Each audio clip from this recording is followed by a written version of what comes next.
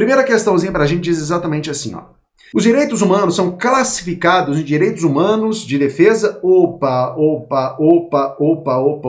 Falei aqui, ó. Direitos, eles são classificados. Existe uma classificação de direitos humanos? Sim, existe uma classificação de direitos humanos. Mas quais são essas classificações? Vamos lá. Quando fala pra gente aqui, ó, direitos humanos de defesa, já sei demais.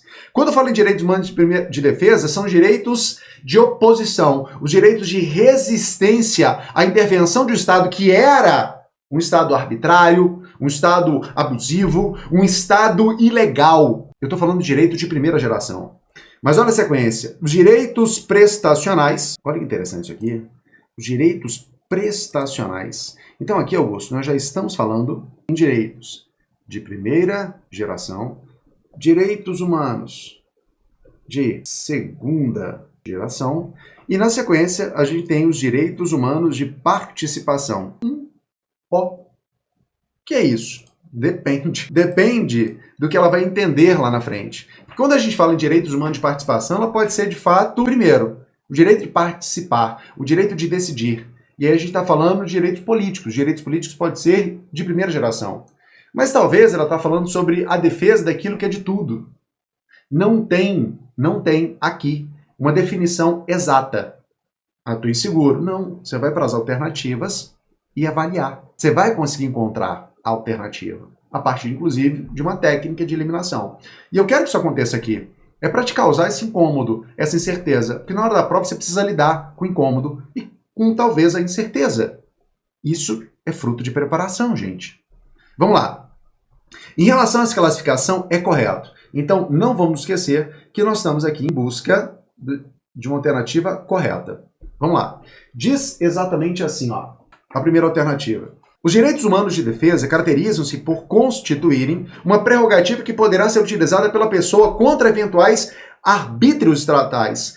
Arbítrios é práticas arbitrárias. Práticas arbitrárias é uma expressão que você vai ouvir muito no texto de documentos internacionais. Por exemplo, a Declaração Universal dos Direitos Humanos.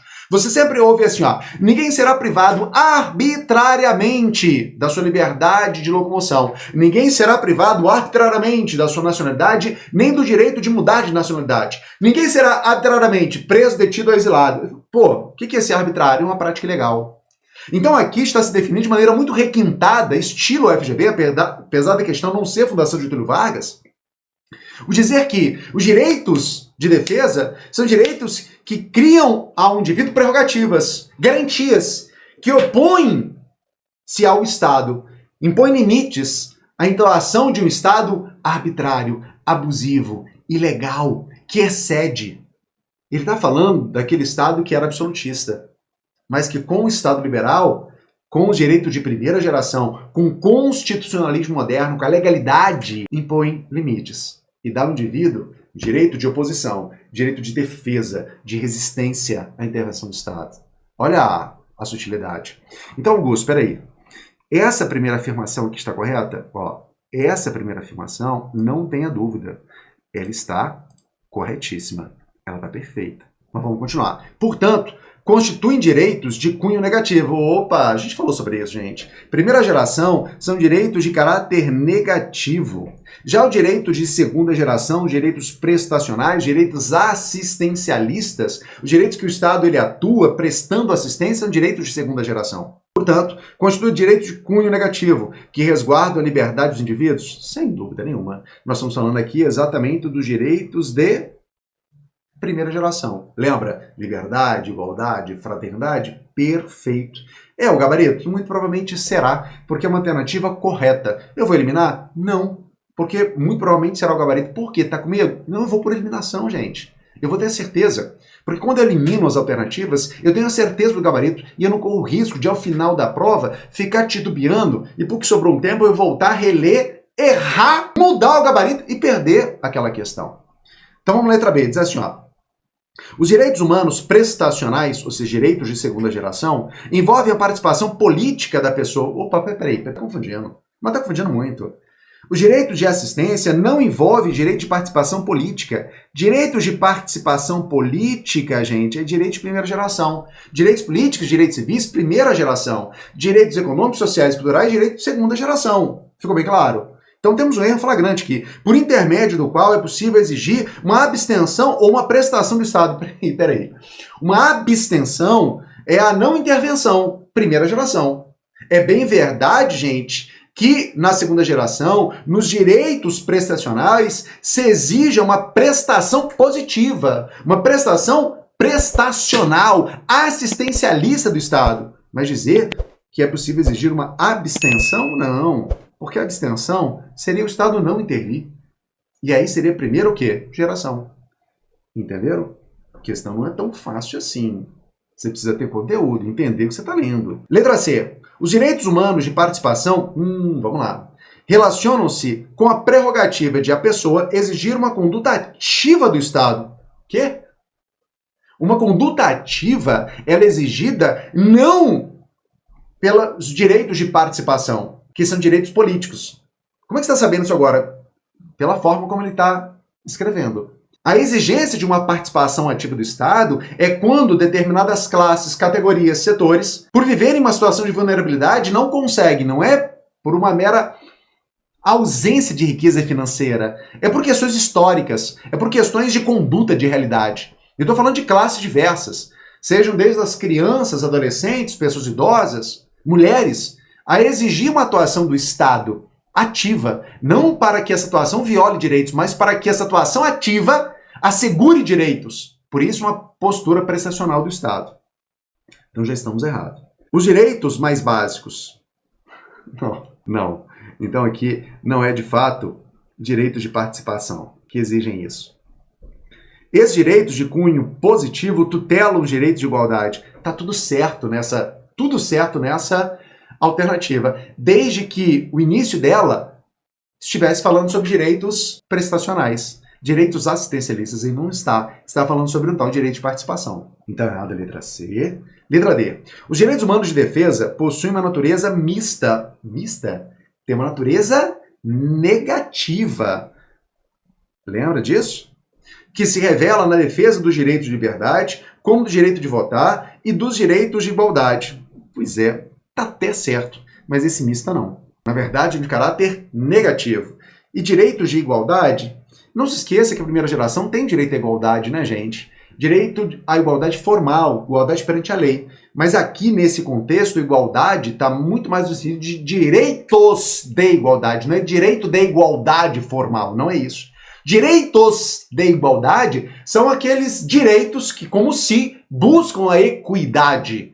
O tratar os desiguais na medida das suas desigualdades. Está falando sobre a segunda geração. Então aqui, ó, já começamos mal também.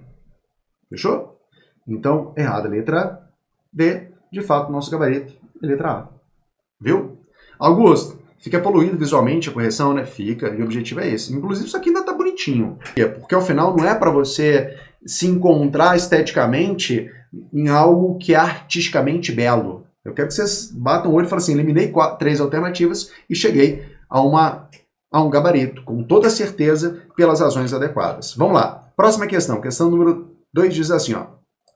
No que se refere à clássica subdivisão das gerações e dimensões dos direitos humanos, primeira, segunda e terceira gerações, tá vendo o que acontece? Estou falando de CESP, gente, CESP. E todas essas são questões muito atuais. Então, CESP, que é atrevida, muitas vezes para tocar em temas mais melindrosos, mais sensíveis socialmente, tá aí, ó. Qual que é a postura dela? Eu estou falando sobre a classificação clássica. Eu vou ficar adentrando em quarta, quinta, sexta geração de direitos humanos, apesar que quarta geração eu nem acho que é um atrevimento não, gente. As questões elas já estão trabalhando a quarta geração. Mas ela quis preservar e tratar de uma classificação clássica. Assinar a opção que apresenta respectivamente, tem que tomar cuidado, um direito de primeira e um direito de segunda geração. Ou seja, apesar de mencionar aqui a primeira, a segunda e a terceira geração, ela só está pedindo direitos das duas primeiras gerações. Vamos lá.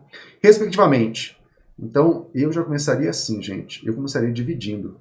Eu faço isso aqui para quê? Para eu não correr o risco de, na prova, eu cansado não visualizar. Então, se respectivamente, primeiro bloco, segundo bloco. Porque eu já vi prova invertendo. Trazendo o primeiro como segunda geração e o segundo direito como primeira geração. Aí a pessoa desesperada, o que faz? Ah, tá certo.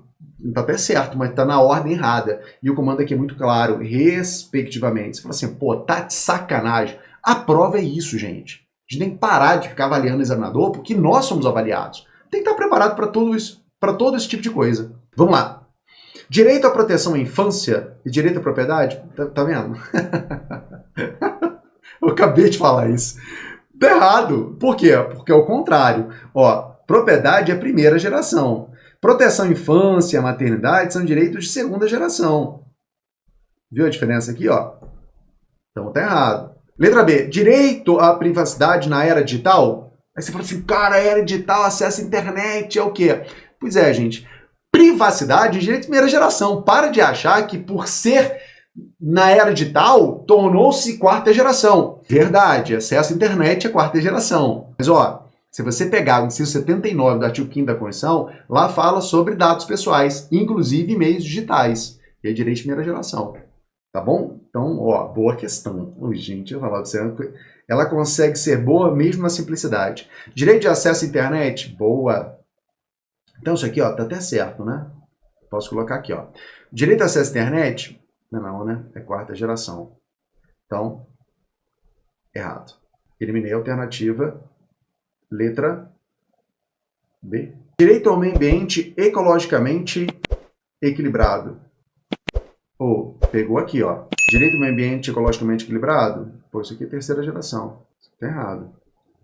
Isso é terceira geração, já vou eliminar. Direito à paz? Pois é. Aqui eu posso colocar terceira ou posso colocar quinta geração. De qualquer jeito é errado, concordo com isso? Então tá errado também, porque não é de segunda geração, né? E eliminei a alternativa letra C. Olha a letra D de dado. Direito à democracia? Direito à democracia, gente, é um direito de quarta geração, né? Errado. Direito à liberdade de expressão é primeira geração. Na posição aqui está errado. Direito à participação popular? Pois é, quando a gente fala em participação popular, a gente está falando de direitos políticos. E quando a gente fala em direitos políticos, a gente fala exatamente primeira geração. Direito à saúde? Segunda geração. Então temos aqui o nosso gabarito. Letra E. Questão simples, mas boa. Vamos lá.